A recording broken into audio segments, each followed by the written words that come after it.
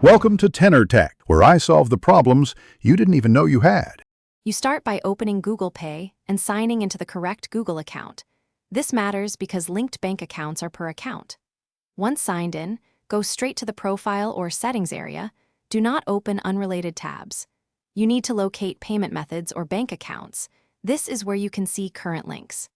Make sure to verify the correct bank by checking the last 4 digits and account name, because removing the wrong item is irreversible from the app side. Once you locate the bank account listing, tap it to open details and choose Remove or Unlink. The label varies with app version. You will often be asked to confirm with your Google Pay PIN, fingerprint, or an SMS code. This prevents accidental removal. After confirming, the app will process the unlinking. This severs the payment rail but does not close the actual bank account, so understand why you are removing it. If you see pending transactions, wait for completion before proceeding. To finish, confirm the bank is no longer listed under payment methods. If the entry disappears, you are done. Once done, restart the app and sign out and back in to force a sync. That resolves most stale displays.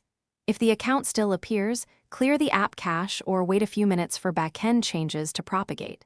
If issues persist, contact your bank about pending holds or reach out to Google Pay support so they can check account, unlink logs, and resolve synchronization failures. Thanks for watching. Subscribe to keep your life in tune.